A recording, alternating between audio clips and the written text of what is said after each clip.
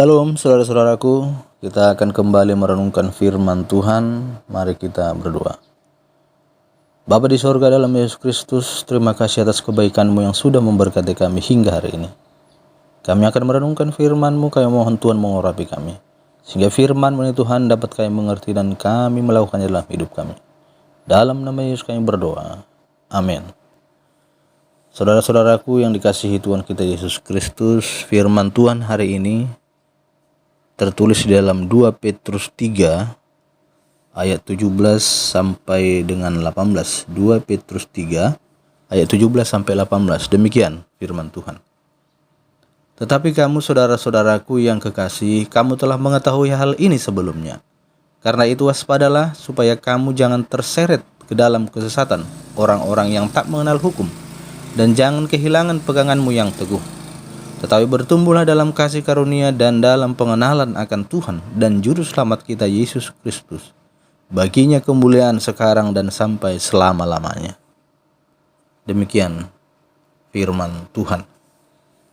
Saudara-saudaraku yang dikasihi Tuhan, tema firman Tuhan hari ini, seberapa besar usahamu untuk perkembangan kerohanianmu?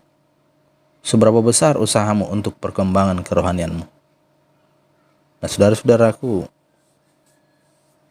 konon pada generasi terdahulu kebanyakan rumah masyarakat itu, rumah-rumah orang itu memiliki pintu tertentu yang disediakan untuk mengukur tinggi badan anak-anak dalam keluarga itu.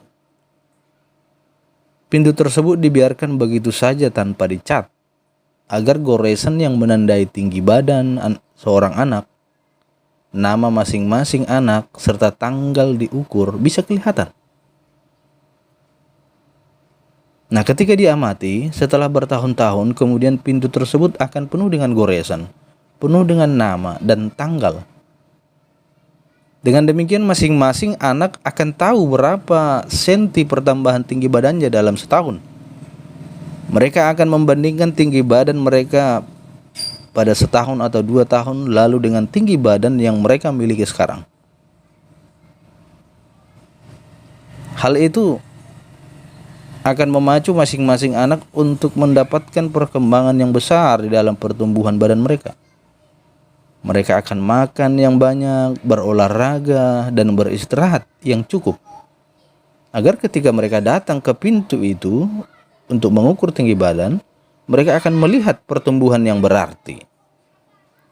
Nah, saudara-saudaraku yang dikasihi oleh Tuhan kita Yesus Kristus, kita juga membutuhkan pintu semacam itu, saudara-saudaraku. Pintu semacam itu untuk bisa mengetahui perkembangan kerohanian kita setiap waktu. Tentunya kita tidak ingin berada dalam status jalan di tempat, atau bahkan semakin mundur di dalam kerohanian kita. Ada orang yang mengukur perkembangan kerohaniannya setiap setahun sekali, sebulan sekali, atau dalam kurun waktu yang telah ditentukan sendiri. Sebenarnya itu tidak jadi masalah. Berapa panjang waktu yang kita tentukan untuk mengukur perkembangan kerohanian kita? Yang paling penting adalah apakah kita mengalami perkembangan yang berarti dalam kerohanian kita. Kita bisa mengukur berapa besar perkembangan yang kita alami dengan cara-cara sederhana. Misalnya, yang pertama, saudara-saudaraku, cara sederhana untuk mengukur perkembangan kerohanian kita. Yang pertama itu, berapa kali kita menghadiri kebaktian di gereja di dalam setahun. Kesetiaan kita untuk datang berbakti membuktikan ketaatan serta kerinduan kita kepada Tuhan. Semakin sering menghadiri kebaktian, itu membuktikan bahwa perhatian kita terhadap perkara-perkara rohani atau sesuatu yang bersifat kekal semakin besar. Maka cara sederhananya mengukur yang pertama dengan seperti itu, berapa kali kita menghadiri kebaktian di gereja di dalam setahun. Lalu cara sederhana yang kedua, berapa banyak waktu yang kita sediakan untuk berdoa dan mempelajari firman Tuhan. Jika pada tahun-tahun yang lalu waktu kita untuk berdoa dan membaca firman lebih banyak dibanding sekarang, maka kelihatannya kita perlu introspeksi diri, saudara-saudara. Introspeksi diri. Tentunya bukan hanya sekedar banyaknya waktu, tetapi juga dari kualitas penggunaan waktu itu sendiri. Lalu cara sederhana yang ketiga, berapa banyak kita terlibat di dalam pekerjaan Tuhan atau di dalam pelayanan? Keterlibatan seseorang di dalam pelayanan itu menandakan bahwa orang tersebut semakin menyadari bahwa kasih kepada Tuhan tidak cukup hanya diwujudkan dengan buah-buah pertobatan. Tetapi lebih dari itu, harus diwujudkan dalam bentuk kasih yang aktif. Misalnya dengan melayani, turut ambil bagian dalam pekerjaan pelayanan di gereja. Sehingga dengan demikian, kita menghasilkan buah-buah pelayanan.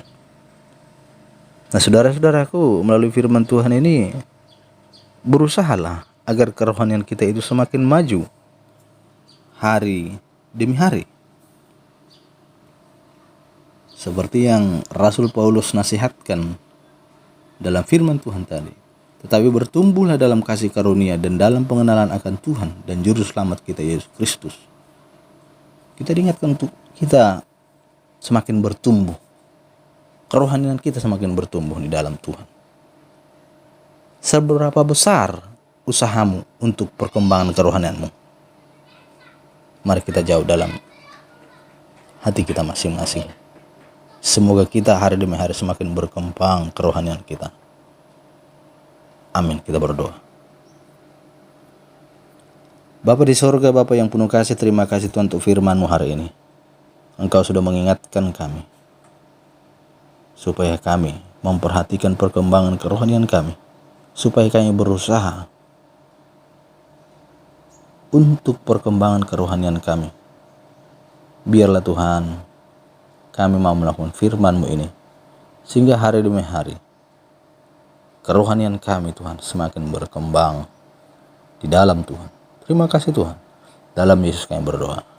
Amin.